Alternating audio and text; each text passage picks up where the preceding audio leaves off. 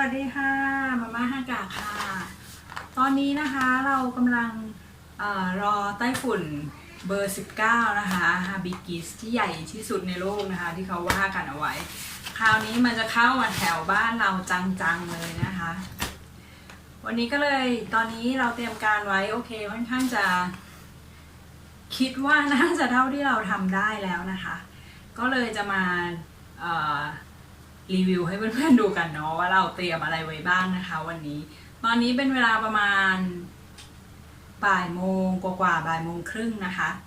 พายุยังไม่มานะคะพายุจะเข้าประมาณช่วงค่ำๆ3 ทุ่มถึงแล้วก็ตลอดคืนเลยปกติเนี่ยพายุไต้ฝุ่นมันจะอยู่แค่ประมาณ 2-3 ชั่วโมงก็เละตุ้มเปแล้วนะคะแต่คราวนี้มันจะอยู่นานมากข้ามคืนกันเลยเพราะมันลูกใหญ่มากนะคะโอเคเดี๋ยวเราจะมาเปิดกระเป๋าให้เพื่อนๆดูนะคะว่าเราเตรียมอะไรบ้างแล้วก็ตอนนี้เพิ่งอาบน้ำสระผมเตรียมไว้เรียบร้อยเผื่อว่าไฟดับน้ำไม่ไหลอะไรเราจะได้อย่างโอเคแล้วก็หน้าสดไว้เลยนะคะไม่ได้ใส่ไม่ได้แต่งอะไรเลยเพราะว่าเผื่อไม่มีน้ำแล้วล้างไม่ได้นะคะก็ดูหน้าซีดๆไปก่อนอันนี้กระเป๋า3 ใบนะคะที่เราเตรียมเอาไว้ถ้าเขาสั่งให้อพยพเราก็จะคว้าแล้วก็วิ่งออกไปเลยนะคะมาดูกันนะคะว่ามีอะไรบ้างเอาหลักๆที่ใบนี้ก่อนนะคะใบนี้เนี่ยเป็นพื้นฐานเลยที่เราจัดเอาไว้นะคะเวลาแผ่นดินไหวปกติเราจะมีใบเดียวแต่2 ใบนี้งอกขึ้นมาครั้งนี้โอเคเรามาเปิดกระเป๋าใบแรกกันนะคะใบนี้เป็นใบสแตนดาร์ดเลยที่เราสแตนบายไว้ข้างหน้าบ้านตลอดเวลานะคะเผื่อมีแผ่นดินไหวหรืออะไรรุนแรงเราจะคว้าใบนี้ออกไปได้เลยนะคะดูกันว่าข้างในมีอะไรอันนี้เป็นขนมปังนะคะลองทีฟเบรดซึ่งมันจะมีอายุนานมากประมาณ2 ปีนะคะเปิดออกมาแล้วก็กินได้เลยต่อมาก็จะเป็นพวกข้าวนะคะอันนี้ข้าวอบแห้งข้าวผสมวากาเมะอะไรพวกนี้แค่ผสมน้ำคนๆมันก็จะกลายมาเป็นข้าวสวยขึ้นมานะคะ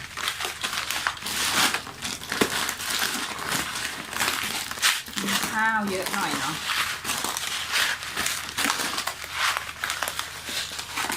ข้าวเรามี5 ถุงนะคะจากนั้นก็จะเป็นพวกยาค่ะมีน้ำยาล้างแผลพลาสเตอร์ยาผ้าพันแผลอันนี้เป็นพาราแล้วก็ยาหม่องนะคะที่ปิดไว้อันนี้เป็นยาทาแผลสดนะคะเตรียมเอาไว้ค่ะแล้วก็สำคัญมากอันนี้เป็นไฟฉายนะคะแล้วก็ถ่านอันนี้เป็นไฟฉายอันเล็กแล้วเรามีไฟฉายใหญ่อีกอันนึงนะคะเรามีไฟฉายใหญ่อีกอันนึงค่ะอันนี้พิบขอความช่วยเหลือนะคะ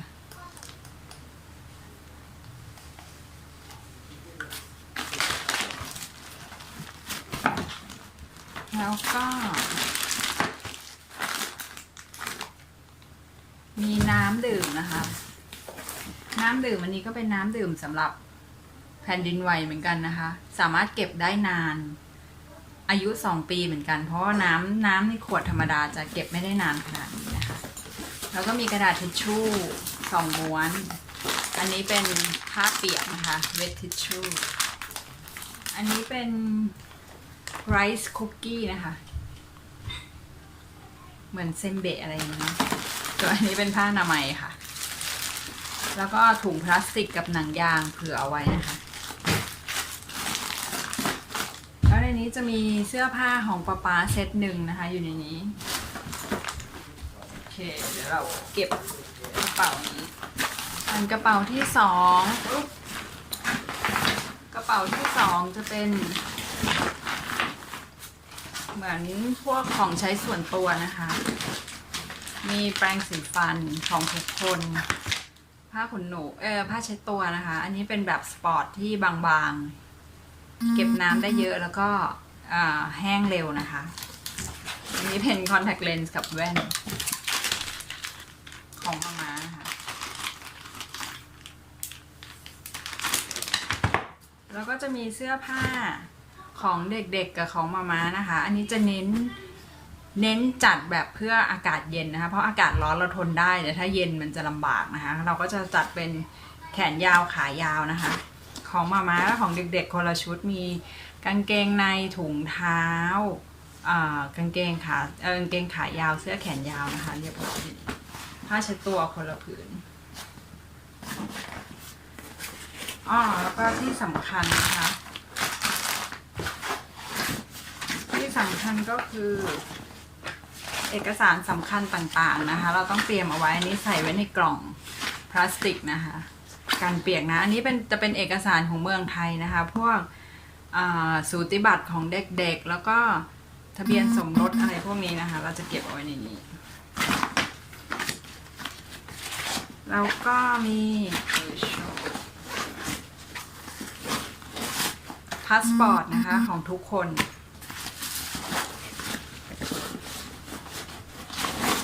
แล้วก็สมุดธนาคารนะคะทั้งของที่เมืองไทยแล้วก็ของญี่ปุ่นเอกสารสำคัญก็ห้ามลืมนะคะมันจะเอาไว้แสดงตัวตนของเรานะแล้วก็พวกถุงก๊อบแก๊บถุงพลาสติกก็ยัดเก็บเผื่อไว้นะคะมันต้องได้ใช้ประโยชน์แน่นอนถ้าเราเกิดอะไรขึ้นมา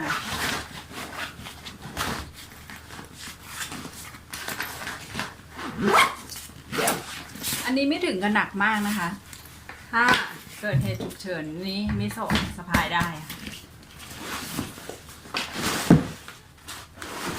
ต่อมาอันนี้กระเป๋าของกินล้วนๆเลยซึ่งจะงอกออกมาครั้งนี้นะคะเพราะว่าพายุเรามีเวลาเตรียมตัวเนอะแต่ถ้าแผ่นดินไหวเราไม่มีเวลาเราก็เอาไปแค่ใบเดียวอันนี้ก็ของกินทั้งหลายนะคะบิสกิตอันนี้เป็นจานไม่ใช่จานกล่องพลาสติกกับตะเกียบนะคะแล้วก็พลาสติกแรปนี่ทำอะไรได้มากกว่าคุมอาหารนะคะเราสามารถเอามาลองกล่องหรือลองจานได้แล้วกินเสร็จก็จะได้ทิ้งเลยไม่ต้องล้างนะคะเวลาที่เราไม่มีน้ำหรือว่าเราเอามาแทนเชือกก็ได้นะคะหรือว่าเอามาพันแผลเวลาที่เป็นแผลพันปิดบาดแผลได้นะคะมีประโยชน์มากอันนี้อ่านมาแล้วก็อันนี้กล่องใช้แทนจานแล้วก็ตะเกียบนะคะแล้วก็ส่วนมากจะเป็นพวกคัพราเมงนะคะมาม่ากระป๋องส่วนอันนี้ของมาม่านะคะขอเพิ่มพลังนิดนึงมาม่าต้มยำกับก๋วยเตี๋ยวเรือท่าสยามแล้วก็เป็นอาหารกระป๋องที่เปิดทานได้เลยนะคะอันนี้เป็นซื้อมาจากเมืองไทยใส่ไปด้วยทูน่าแครกเกอร์นะคะอันนี้เป็นบะหมี่ของเด็กๆ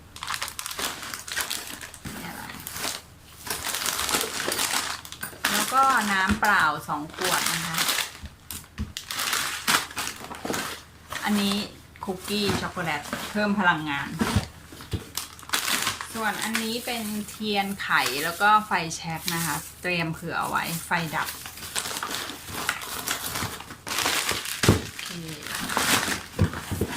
เรียบร้อยกระเป๋านี้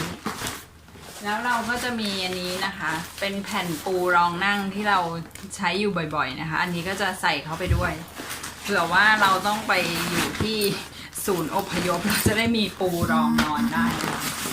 แล้วไม่รู้เมื่อกี้ป๊าบอกว่าน่าจะเตรียมเต็นท์เอาไว้ด้วยนะคะเผื่อไปนอนที่โรงยิมโรงเรียนหรืออะไรเราจะได้กางนอนได้เฉพาะครอบครัวเรานะคะ3 กระเป๋านี้เรียบร้อยนะคะให้ดูเรียบร้อยแล้วก็จะมีเสื้อนะคะแจ็คเก็ตของเด็กๆ2 ตัว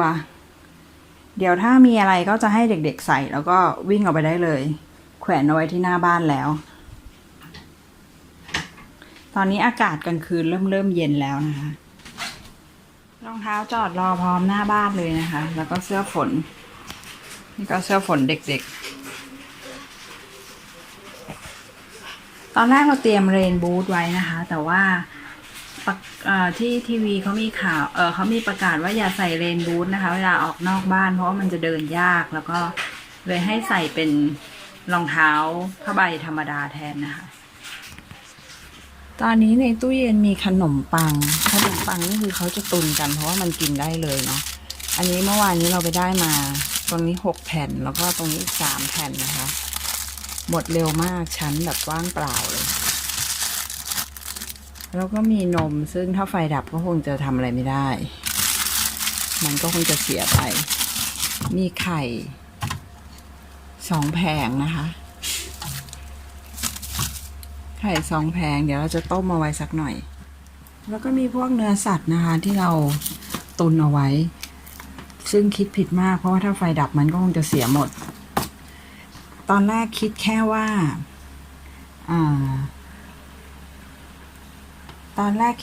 ่า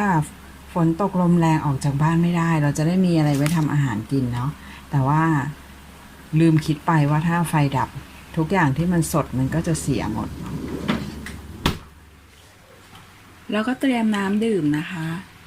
น้ำดื่มเนี่ยเราได้มาแค่น้ำเปล่าขวดเดียว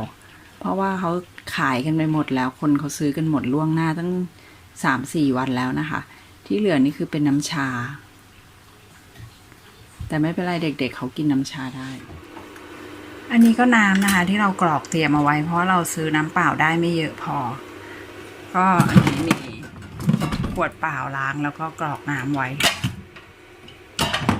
นี่ก็น้ำเปล่าทั้งหมดเลยนะคะที่เก็บเอาไว้แล้วก็หุงข้าวไว้ค่ะเพราะว่าตอนนี้ไฟเริ่มดับหลายที่แล้วเนาะอากาศแปรปรวนมีเฮอริเคนทอร์นาโดอะไรก็ไม่รู้นะคะตรงอีกฝั่งหนึ่งของชิบะอันนี้เราหุงข้าวไว้5 ถ้วยเลยนะคะเต็มอัตราเตรียมทำอาหารเอาไว้นะคะอาหารอะไรที่มันเก็บไว้ได้นานๆเราจะทำไว้ก่อนนะคะเผื่อไฟดับน้ำไม่ไหลอะไรเราจะได้มีทานหรือว่าเขาให้อพยพไปที่อื่นเราจะได้เอาติดตัวไปกินได้นะคะตอนนี้เราก็ย่างปลาแล้วก็ต้มไข่เอาไว้นะคะเดี๋ยวเผื่อมีอะไรไฟดับเราก็จะได้มีของกินนะคะหรือว่าต้องอพยพเราก็จะคว้าใส่กระเป๋าไปด้วยเลยแต่ถ้ายังอยู่ในบ้านได้แล้วก็เหตุการณ์ไม่ร้ายแรงมากเราคงได้กินเสบียงต่างๆไปอีกหลายวันเลยค่ะข้าวก็หุงไว้แล้ว5 กระป๋องเต็มอัตรานะคะเดี๋ยวเตรียมอาหารเสร็จก็จะไปอาบน้ำแล้วก็แต่งตัวเตรียมพร้อมเอาไว้เลยนะคะอาบน้ำสระผมเอาไว้เลย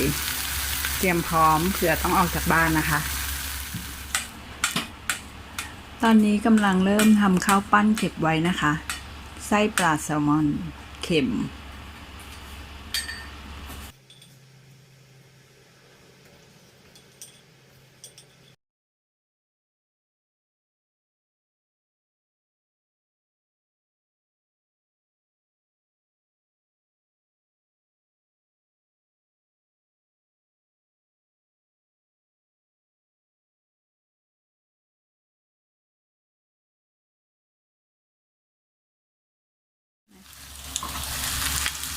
ส่วนอันนี้ก็ย่างไก่เอาไว้ค่ะ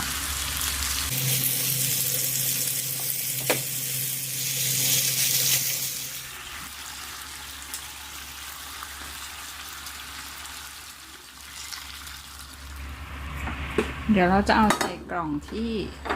ห่อพลาสติกแรปไว้นะคะเผื่อน้ำไม่ไหลเราจะได้ไม่ต้องล้างแล้วก็ใส่กล่องเอาไว้เผื่อมีอะไรจะได้ยกไปได้เลยทั้งกล่อง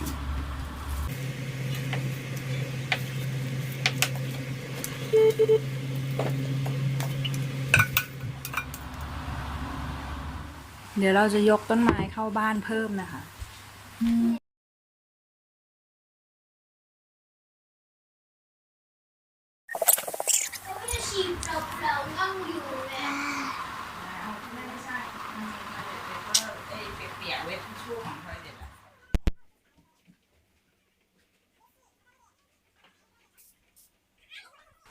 ตอนนี้เราเก็บต้นไม้เข้าบ้านเกลี้ยงแล้วนะคะแล้วก็อะไรที่คิดว่ามันจะปลิวได้แล้วก็เก็บให้มันเรียบร้อยแล้วก็ปิดประตูเหล็กค่ะนี่อำเภอประกาศอีกแล้วค่ะ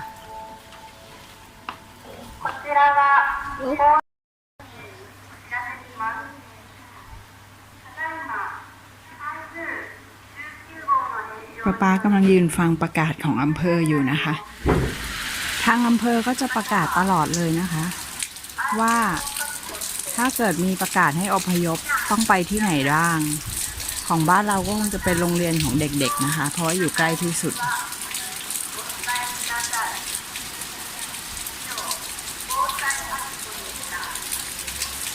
ประกาศว่าสามารถหนีไปที่ไหนได้บ้างนะคะไหนเมื่อวานช่วยมาเตรียมอะไรน้ำใต้ฝุ่นค่ะน้ำใต้ฝุ่นน้ำค่ะช่วยล้างอ่างใช่ไหมใช่ช่วยล้างอ่างเปิดให้ดูกว้างๆเปิดนะช่วยล้างอ่างแล้วก็ช่วยเปิดน้ำช่วยล้างอ่างแล้วก็ช่วยเก็บน้ำอะไรนะคะ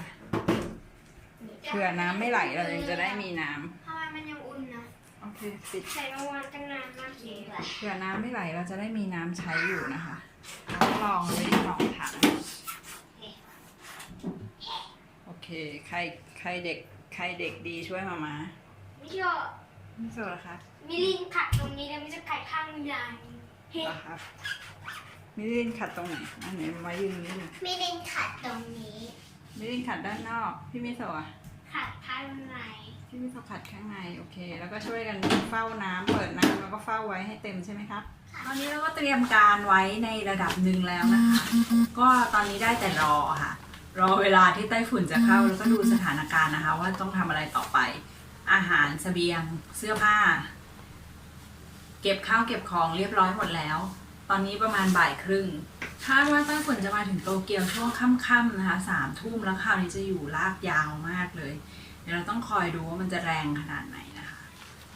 งั้นเดี๋ยวตอนนี้ขอไปก่อนนะคะเดี๋ยวอาจจะพักเอาแรงนิดนึงก่อนที่ไต้ฝุ่นจะเข้ามา